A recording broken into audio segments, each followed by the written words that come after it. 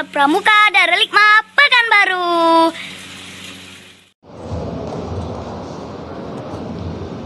Assalamualaikum warahmatullahi wabarakatuh.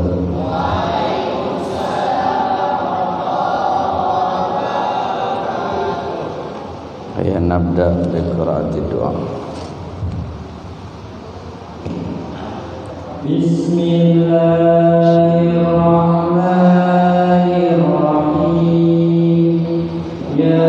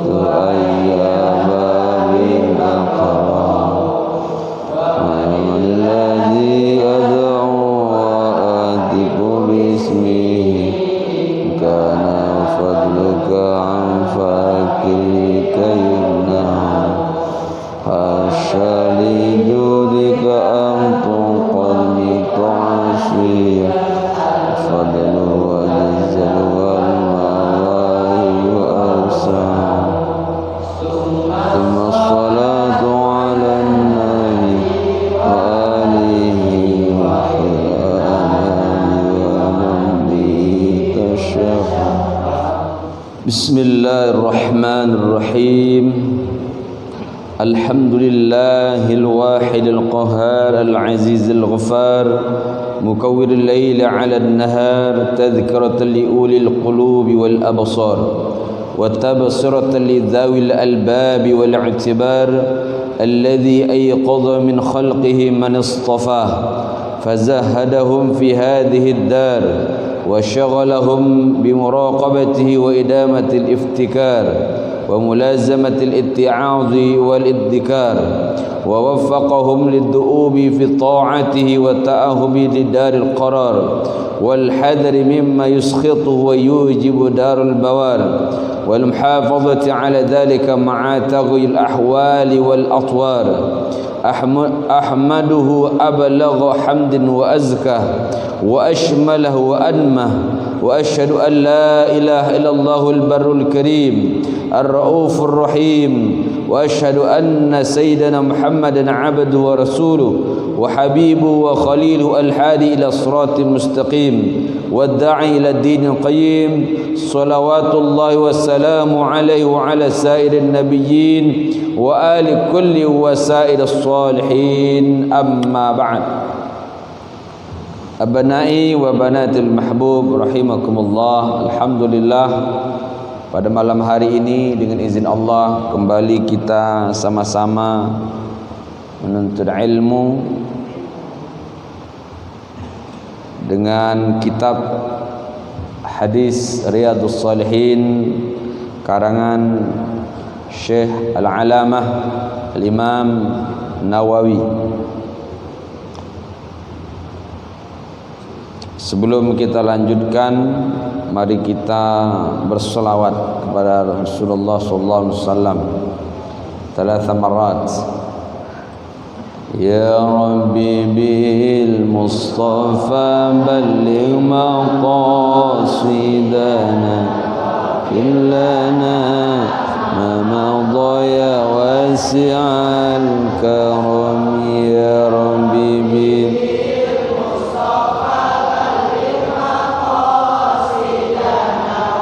إلنا ما مضى واسع الكرم يا ربي بالله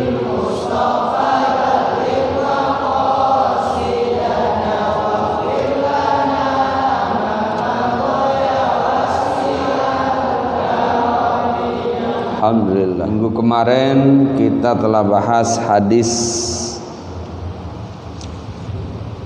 tentang al-ikhlasu wa ihdharin niyah.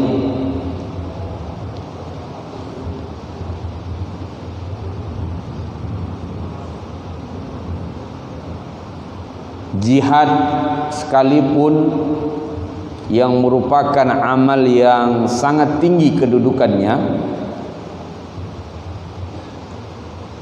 jihad di medan perang itu merupakan satu amalan yang sangat tinggi kedudukannya. Namun kalaulah jihadnya bukan karena Allah, bukan karena ingin menegakkan agama Allah, yang dalam hadis kemarin ada 3 pemuda yang berjihad. Yang pertama karena ingin dianggap sebagai pemberani, yang kedua dia berjihad agar dikatakan seorang pahlawan, nasionalisme, cinta dengan negaranya, tanah airnya. Yang ketiga, pemuda yang ketiga berjihad karena ingin mendapatkan pujian. Maka sahabat bertanya, ya Rasulullah, ayyun dzalika fi sabilillah? Manakah di antara yang ketiga itu yang merupakan pemuda yang berjihad di jalan Allah? Lalu Rasulullah menjawab, qala Rasulullah, man qatala litakuna kalimatullah hiyal ulya. Siapa yang berjihad di jalan Allah karena ingin menegakkan, ingin meninggikan kalimat Allah, ingin menegakkan agama Allah, maka itulah yang dikatakan fi sabilillah. Jangankan amalan-amalan yang kecil, ya, amalan yang besar seperti jihad itu sendiri, kalaulah yang mungkin pandangan orang itu adalah ibadah yang kalau meninggal masuk surga karena di syahid, tapi ternyata bisa jadi orang yang berperang, orang yang berjihad, kalaulah jihadnya bukan karena Allah, bukan untuk menegakkan agama Allah, maka semuanya sia-sia. Ini barangkali mengingatkan hadis yang kita bahas minggu kemarin.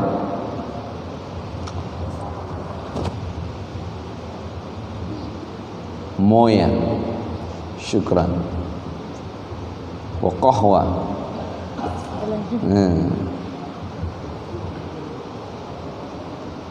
Baik.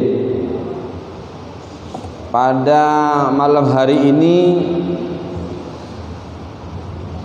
kita akan coba mempraktekkan, ya, zikir. Kita ini setiap hari berzikir, setiap hari beristighfar. Ada orang zikirnya ratusan ribuan, bahkan puluhan ribu. Istighfarnya juga begitu. Tapi kenapa zikir yang begitu banyak, istighfar yang begitu kontinu dilakukannya, tidak memberikan pengaruh? Ini saya pernah bertanya, karena di kampung-kampung itu ada yang namanya suluk, iya kan? Pernah dengar? Itu zikirnya banyak, 10.000. Bahkan my mother Ibu saya juga pernah ikut suluk gitu. Zikirnya banyak. Tapi ada di antara mereka yang begitu banyak zikirnya, begitu banyak istighfarnya, begitu banyak sholat sunnahnya, tapi setelah keluar dari suluk ada yang enggak sholat. Ya, ini soalnya kejadian ini ada daerah kampung saya di sana. Ya, bahkan ada di antara mereka yang masih suka ke dukun. Ya, masih ke dukun. Ternyata zikir yang banyak, istighfar yang begitu kontinu dilakukan tak berpengaruh. Nah, ini saya tanyakan kepada guru saya juga. Ternyata bukan sekedar banyaknya zikir, bukan sekedar banyaknya istighfar, tetapi apakah dia telah betul-betul berzikir sesuai dengan tuntunan Rasulullah, beristighfar sesuai dengan tuntunan Rasulullah. Ya, karena orang yang beristighfar mesti setelah istighfar itu hatinya tenang. Bahkan ada hadis Nabi, 3 manfaat istighfar itu. Di antaranya apa? Mengeluarkan ia dari kesulitan. Ya, membuat jiwanya tenang. Tapi ini istighfar jiwanya enggak tenang-tenang, gelisah terus. Jadi kita ini kadang terjebak di dalam rutinitas, hanya sekedar menggugurkan kewajiban.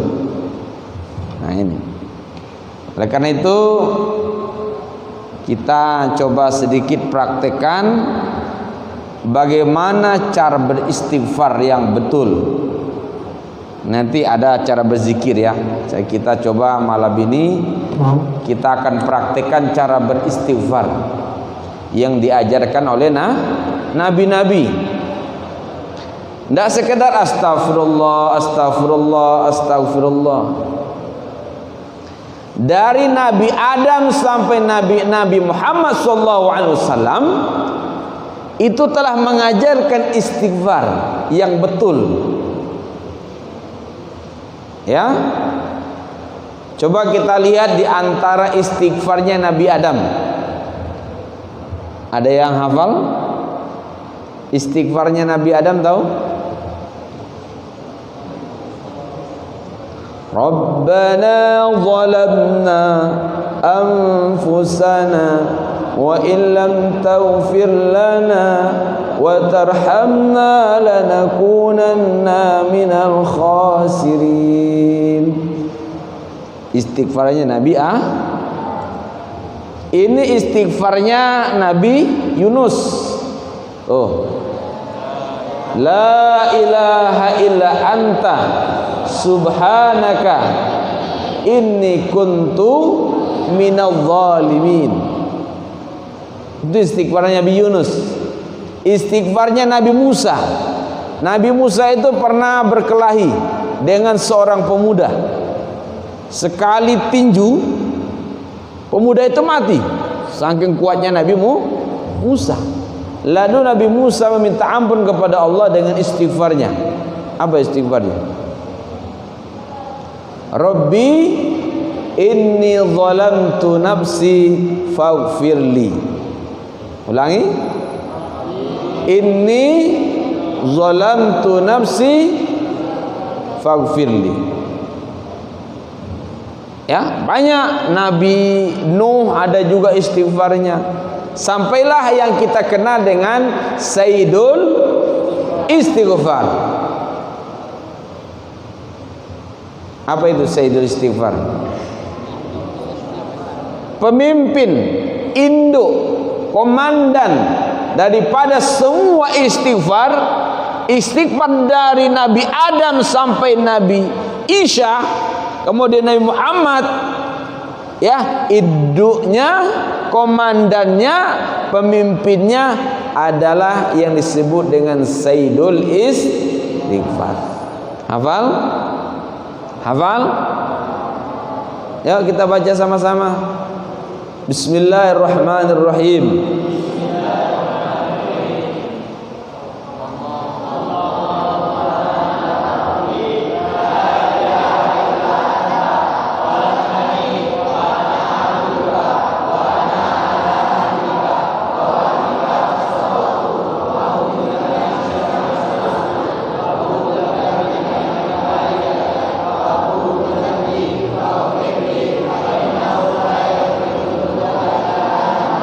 Alhamdulillah, nyata anak-anakku hafal. Kenapa hafal? Karena mungkin sering diamalkan. Ya, ya, di dalam hadis Sahih Bukhari, ada juga Sahih Muslim dan kitab hadis yang lainnya, ya, tentang anjuran untuk membaca Sayyidul Istighfar. Siapa yang membaca Sayyidul Istighfar pagi hari sebelum datang malam hari dan dia meninggal dunia, maka dijamin masuk surga. Dibaca sore hari sebelum datang malam pagi hari, ya, meninggal dunia, maka dia dijamin masuk surga. Itulah keutamaan membaca Sayyidul Istighfar. Lalu istighfar bagaimana yang bisa mendatangkan manfaat? Kalau kita baca astagfirullah, astagfirullah, mungkin mendatangkan pahala, tapi belum tentu dia mendatangkan manfaat. Kalaulah kita membaca istighfarnya tidak sesuai dengan petunjuk Rasulullah. Di dalam istighfar yang diajarkan para nabi itu ada adabnya sebelum membaca istighfar itu. Ada syaratnya, ya, sebelum kita membaca istighfar. Ya, apa di situ? Apa? Kira-kira kalau kita bersalah kepada orang lain, ya, kita biasanya minta maaf. Kira-kira kita maaf itu kita ngasih tahu nggak kalau kita salah? Hah? Kita ungkapkan nggak kalau kita salah? Maaf tadi nggak sengaja, gitu kan? Kakinya keinjak, kirain bukan kakimu, kirain kaki meja, gitu. Ya kan? Jadi ada pengakuan. Perhatikan ini. Ada pengakuan sebelum meminta ampun. Ini yang diajarkan oleh para rasul, nabi dan rasul cara beristighfar. Kalau kita langsung astagfirullah, astagfirullah, astagfirullahaladzim. Padahal nabi-nabi dulu mengajarkan kita pengakuan terhadap kesalahan dosa yang kita lakukan. Ya, karena kita ini tidak pernah lepas dari dosa. Contoh, kita contohkan istighfarnya Nabi Adam. Rabbana zalamna. Ayat gitu. Ya Allah, ya Tuhan kami, zalamna, kami telah berbuat zalim. Karena Nabi Adam dengan Siti, makanya pakai domir nahnu. Rabbana zalamna. Nabi Adam sebelum meminta ampun kepada Allah, ada pengakuan terhadap dosa yang ia lakukan. Tidak langsung minta ampun. Coba kita lihat istighfarnya Nabi Musa. Rabbi inni zalamtu nafsi faghfirli. Ya Allah, aku telah melakukan kezaliman pada diriku. Baru dia minta ampun, faghfirli. Yang dahsyat ini Sayyidul Istighfar. Coba kita lihat Sayyidul Istighfar. Allahumma anta rabbi la ilaha illa anta. Ini saya tidak terjemahkan ya, saya ambil poin ujungnya saja. Kalau dari awalnya dahsyat ini. Allahumma anta rabbi, ya, karena namanya juga Sayyidul Istighfar, ya, dahsyat ini kalau kita maknai. Allahumma anta rabbi, bolehlah kita terjemahin langsung ya. Allahumma anta rabbi, ya Allah, Engkau adalah Tuhanku. Jadi ada pengakuan. Ini pengakuannya sebenarnya bukan berarti kita tidak mengakui, untuk menguatkan akidah kita. Ya, ini dalam arti menguatkan. Ya. La ilaha illa anta khalaqtani, Engkau yang telah menciptakanku. Ya. Wa na'abduka, aku adalah hambamu. Ya, aku bukan hamba setan, aku bukan hamba harta, aku bukan hamba nafsu, aku bukan hamba PlayStation, aku bukan hamba perut, ya, dan lain sebagainya. Aku adalah hambamu. A'udzubika, bukan ya apa? Wa ana abduka wa ana ala ahdika wa wa'dika mastata'tu. Aku dalam perjanjianmu. Ya. Apa perjanjian kita kepada Allah? Ketika kita di dalam rahim, apa?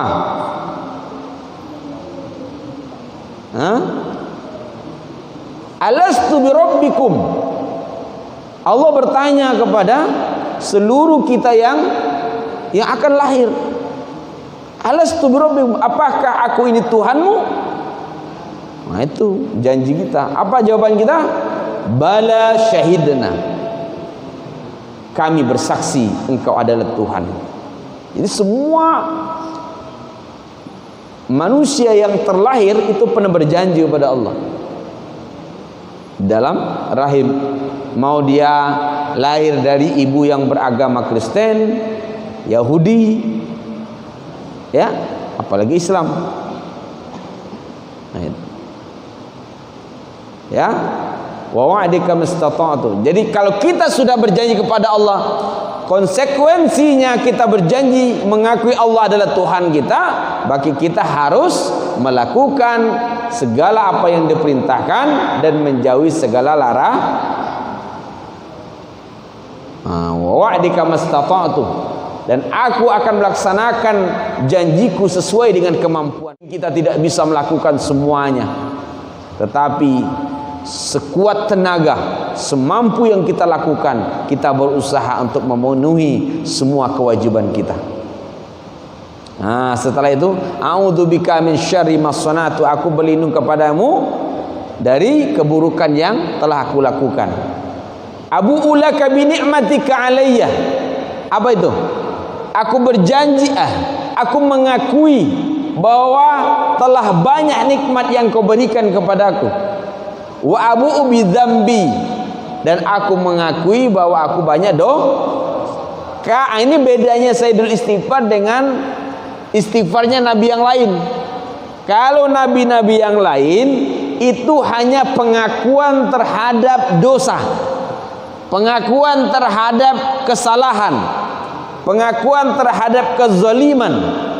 Tetapi Sayyidul Istighfar yang diajarkan Rasulullah itu tidak hanya mengakui terhadap dosa, tapi diawali dengan mengakui bahwa telah banyak nikmat yang telah Allah berikan kepadanya. Abu'u laka bi ni'matika alayya, aku mengakui nikmat yang telah banyak Engkau berikan kepadaku. Barulah di situ mengakui terhadap dosa. Wa abu'u bi dzambi faghfirli fa innahu la yaghfiru dzunuba illa anta. Apa syarat atau adabnya yang diajarkan oleh para nabi dan rasul sebelum kita minta ampun agar dosa kita diampuni Allah, sekaligus mendatangkan manfaat yang besar, ya, yaitu adanya pengakuan dosa. Ada pengakuan dosa kepada Allah. Jangan langsung minta ampun. Ya, ini Ustaz sampaikan, jangan langsung minta ampun, tapi adanya pengakuan terhadap dosa yang telah kita lakukan, baik sengaja maupun tidak. Makanya sebelum minta ampun, siapapun nanti baca istighfar, di hatinya, kalau nggak mampu bahasa Arab, bahasa Indonesia. Ya Allah, saya banyak dosa, saya banyak zalim, ampunilah semua dosa. Baru istighfar. Itu di hati, tapi ya, itu hati. Kalau sudah terbiasa cepat tuh, ya. Nah, tapi kalau memang lagi banyak dosa, ya di pelan-pelan, ya, pengakuan begitu khusyuk dengan rasa pengakuan penyesalan, gitu ya. Kalau mau bahasa Indonesianya boleh, bahasa Arabnya Rabbi inni zalamtu nafsi, nah, gitu. Ya Allah, salah banyak. Zalim itu, ya, perbuatan, semua perbuatan buruk itu larinya kepada kezaliman. Apakah kezaliman terhadap dirinya, terhadap orang lain, ya, itu disebut dengan zalim, ya. Zalim itu kan zulmun, gelap. Jadi orang berbuat dosa itu gelap, ya. Makanya karena gelap diterangin dengan apa? Dengan istighfar, minta ampun. Baik, sekarang kita coba praktek. Coba, ya. Coba semua nunduk dikit. Nunduk dong. Ya, coba kamu rasakan, ya. Sekarang ngomong kepada Allah. Ngomong kepada Allah, ya, bahwa kita banyak dosa. Tapi yakini, yang pertama kita yakini bahwa kita duduk ini, yang namanya beristighfar itu juga bagian daripada zikir. Zikir itu adalah ingat, ya. Zikir itu ingat kepada siapa? Kepada Allah. Kepada Allah. Bagaimana cara mengingat Allah? Bagaimana cara mengingat Allah? Nah, ini harus saya bahas nih. Jadi memang ada, coba dulu lihat ke depan dulu lah. Belum. Ini belum sampai ini. Ada yang terputus. Jadi kita ini sebenarnya tidak boleh lepas daripada zikir kepada Allah. Zikir itu tidak sekedar subhanallah subhanallah. Itu lafaz zikir. Ya. Setiap yang kita keluarkan dari lidah kita kebaikan itu disebut zikir, lafaz zikir. Tapi yang namanya ingat kepada Allah, ya, itu pertama meyakini bahwa setiap gerakan kita duduk, kita berdiri, kita berbaring, ya, tangan kita lagi ngapain, mata kita lagi melihat apa, itu kita yakini Allah melihat. Yakini Allah melihat. Sekarang yakin gak Allah lihat kita sedang duduk ini? Yakin itulah yang namanya keimanan. Dan itulah cara mengingat Allah. Yang pertama, ya. Jadi cara mengingat Allah itu ada 3. Pertama, meyakini Allah melihat kita. Kalau kita sedang sholat, kita berdiri, kita ruku, kita sujud, itu kita yakini Allah lihat kita. Maka kalau kita yakini Allah lihat kita, maka tidak ada yang main-main dalam sholatnya. Tidak akan ada yang main-main dalam gerakan sholatnya. Ya. Yang kedua, cara mengingat Allah adalah meyakini bahwa semua yang kita ucapkan, yang keluar dari lidah kita itu Allah dengar. Allah menyimak, Allah dengar apakah yang keluar dari mulut kita itu kalimat yang baik atau yang tidak, maka Allah Maha mendengar. Nanti ketika kita beristighfar, astaghfirullahaladzim, itu yakini Allah mendengar. Ya, yakini Allah mendengar apa yang kita baca. Ya, dari mana Allah melihat? Dari mana Allah mendengar? Tidak perlu kita cari. Yang penting kita yakin Allah melihat, Allah mendengar. Yang ketiga, cara mengingat Allah ini penting ini. Karena orang yang khusyuk itu sebenarnya ketika dia mengingat Allah. Ya, mengingat Allah dalam sholatnya, maka khusyuklah sholatnya. Yang ketiga apa? Apa yang terlintas di dalam pikiran kita, hati kita, Allah tahu. Allahu alim. Allahu alimun bi ma fis sudur. Ya, itu cara mengingat Allah. Jadi apa yang terlintas dalam pikiran kita, hati kita, ini kita nih pikiran kita ingin berpikir untuk kebaikan, untuk keburukan, ya, untuk kemaslahatan, untuk kepentingan pribadi atau kepentingan orang lain kita berpikir, Allah tahu. Jadi seandainya saat kita berzikir itu ada kacau pikiran kita tak kemana-mana, yakinlah Allah tahu itu. Kembalikan cepat ke dalam zikir kita. Ya, jadi nanti saat kita berzikir, saat kita duduk, yakini Allah lihat, maka dia akan duduk dengan baik. Ketika kita membaca istighfar atau zikir-zikir yang lainnya, kita yakini Allah mendengar. Kita dengar bacaan kita sendiri, kemudian yakini Allah mendengar. Itu cara mengingat Allah. Itu ada dalam surat Asy-Syu'ara ayat 218 sampai 220. Asy-Syu'ara ayat 218 sampai 220. Nah, itu cara mengingat Allah, ya. Ini waktu sudah masuk, ya.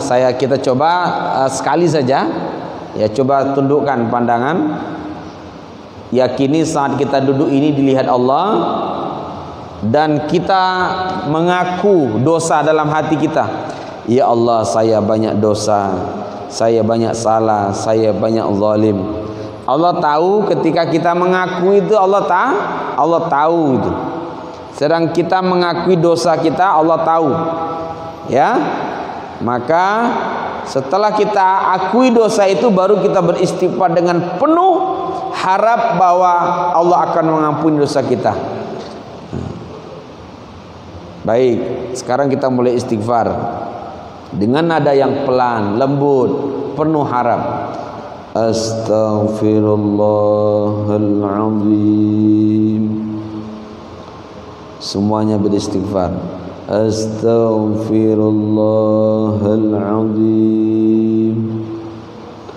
Astaghfirullahaladzim. Astaghfirullahaladzim. Astaghfirullahaladzim. Terus masing-masing. Setiap ingin melapaskan, alangkah baiknya kita akui dosa. Ya Allah, saya banyak dosa, ampuni dosaku ya Allah. Astaghfirullahaladzim. Dalam hatinya, ampuni dosaku ya Allah. Astaghfirullahaladzim. Ampuni dosaku ya Allah. Astaghfirullahaladzim.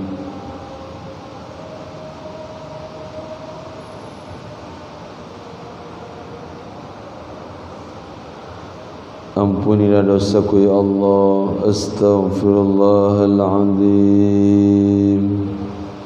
Ungkapan seperti itu dalam hati, baru kita keluarkan minta ampun. Astaghfirullahaladzim.